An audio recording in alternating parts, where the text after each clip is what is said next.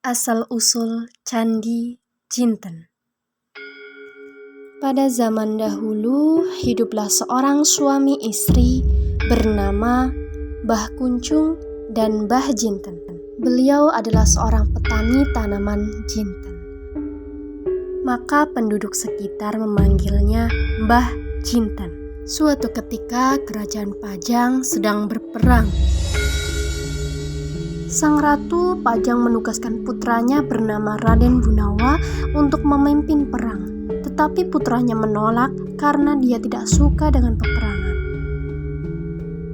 Tetapi sang ratu marah dan berkata, "Hai putraku, kalau kamu tidak mau berperang, kamu harus pergi ke suatu pondokan di daerah Tegal di antara pedukuhan Margamulya, Balamoa, dan Sumingkir.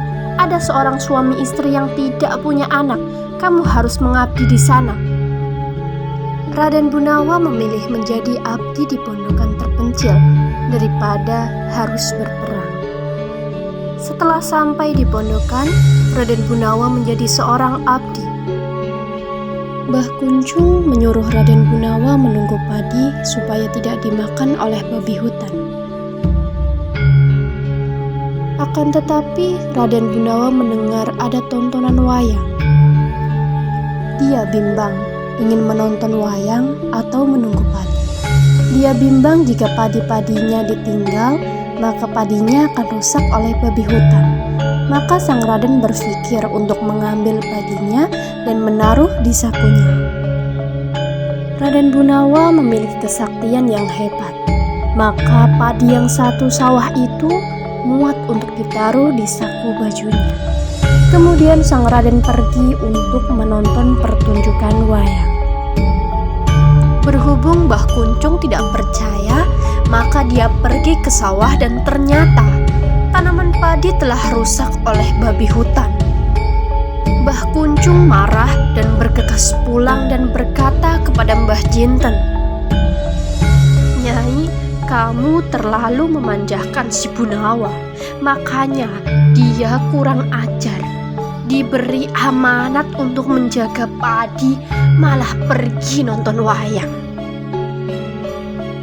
Mbah Jinten menjawab, "Benarkah Aki? Bunawa adalah seorang anak yang baik dan jujur. Jika dia diberi amanat, dia pasti akan menjalankannya dengan baik." Mbah Kuncung berkata lagi, "Kalau Nyai tidak percaya, mari kita lihat ke sawah." Kemudian berangkatlah mereka ke sawah. Raden Bunawa yang memiliki firasat bahwa Mbah Kuncung dan Mbah Jinten akan pergi ke sawah, segera bergegas pulang dari pertunjukan wayang. Dan segeralah sang Raden menyebarkan benih padi yang ditaruh di sakunya ke sawah. Kemudian sawah yang semulanya dalam keadaan rusak dan berantakan menjadi baik seperti semula. Setibanya Mbah Kuncung dan Mbah Jinten di sawah, Mbah Kuncung heran melihat tanaman padi tidak rusak sama sekali. "Lihat, tanaman padi tidak rusak sama sekali seperti katamu tadi," kata Mbah Jinten. Mbah Kuncung sampai terheran-heran dengan apa yang dia lihat sekarang. Keesokan harinya, Mbah Kuncung dan Mbah Jinten pergi ke sawah, sedangkan Raden Bunawa diminta untuk memasak nasi. Ketika sedang memasak nasi, tidak ada kayu bakar sedikit pun yang tersedia. Akhirnya Raden Bunawa menggunakan kakinya sendiri untuk dijadikan kayu bakar. Mbah Kuncung yang sudah pulang dari sawah melihat kesaktian Raden Bunawa. Mbah Kuncung sudah kedua kalinya melihat kesaktian Raden Bunawa.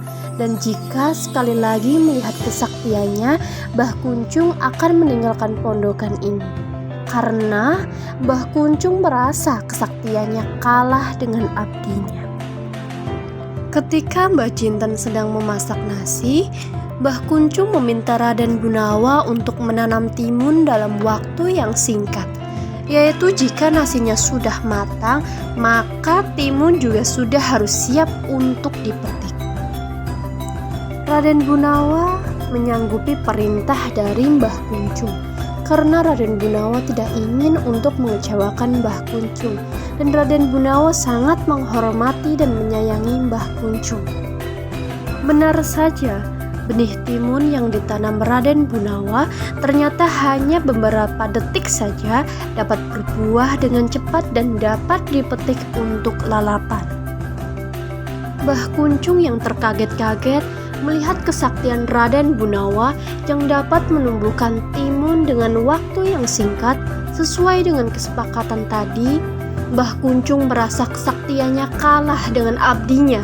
Sesuai janjinya, dia memilih untuk pergi dan menetap di suatu tempat di Candi Daga dan meninggalkan Mbah Jinten dan Raden Gunawa.